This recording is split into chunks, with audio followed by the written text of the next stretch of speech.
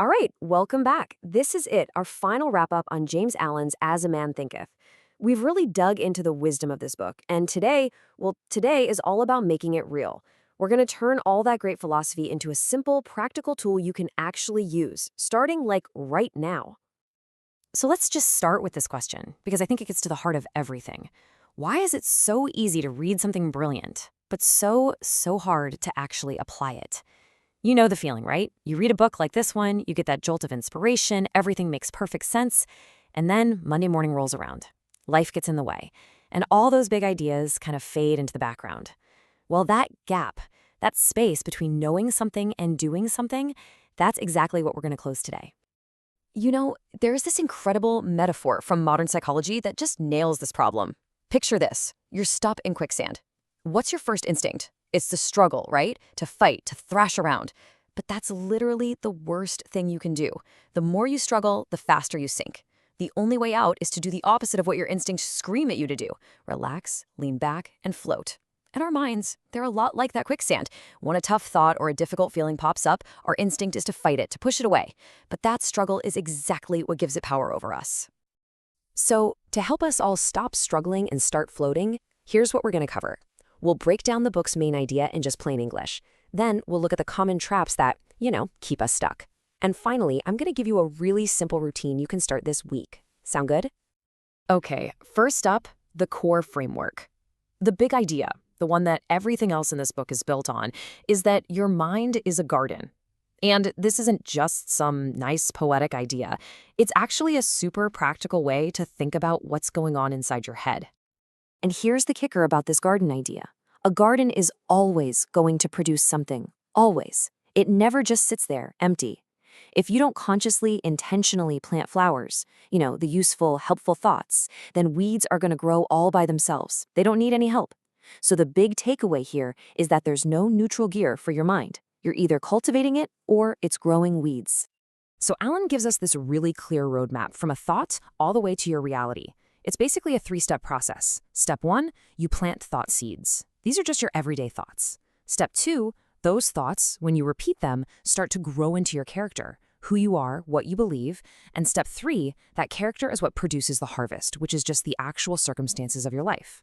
So what's the bottom line here? It's that you are in charge. This whole framework is about agency. It's saying you're not just a passive observer watching your life happen to you. Nope, you're the master gardener. You're the one deciding what to plant, what to water, and what to pull out. Okay, so we've got the framework, but knowing how a garden should work isn't enough, right?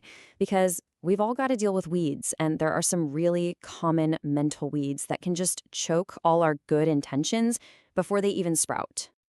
Now, you could probably list a dozen of these, but there are 3 that are especially sneaky: perfectionism, shame, and intensity.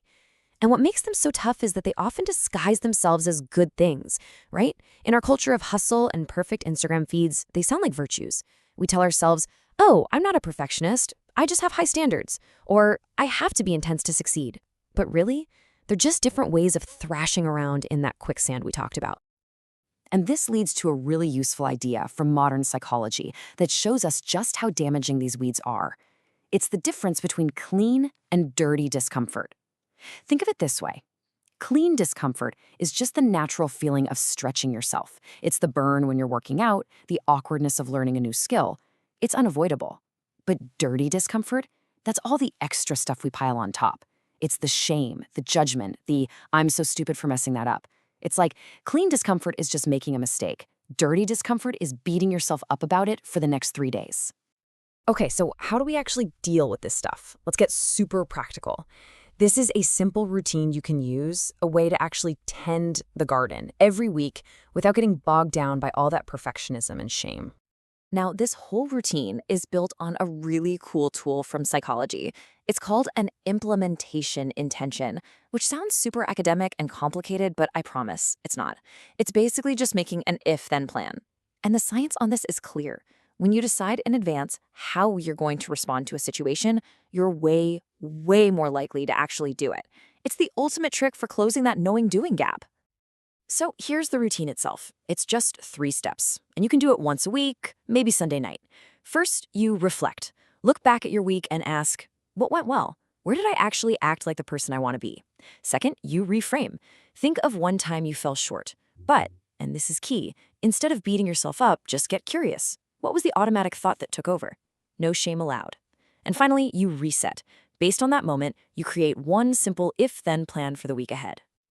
And listen, this if-then plan does not have to be some huge, life-changing thing. In fact, the smaller and more specific, the better. Something like this. If I feel that wave of overwhelm at work, then I'm just going to take 3 deep breaths before I answer that email. See? It's not about becoming a whole new person by Tuesday. It's just about planting one tiny, useful seed. All right, this brings us to our last big idea. And honestly, this might be the most important takeaway from this whole series. It's really about the mindset behind all of this. Here it is. The point of all this is not to have a perfect garden. It's not about getting to a place where there are no weeds, no negative thoughts, ever. That whole idea is a trap. It's that perfectionism weed sneaking back in. The real work, the actual practice, is just tending to the garden. It's about showing up, gently, consistently, pulling a weed today, watering a flower tomorrow. It's the act of tending that matters, not the final state of the garden. So I'll leave you with this question to carry into your week. What is the very first seed you're going to choose to plant? Hey, thank you so much for sticking with me through this whole exploration of As a Man Thinketh. If this was helpful, the entire series is right there in the playlist. And of course, please subscribe for more explainers like this, where we try to take these big ideas and make them useful in our actual lives.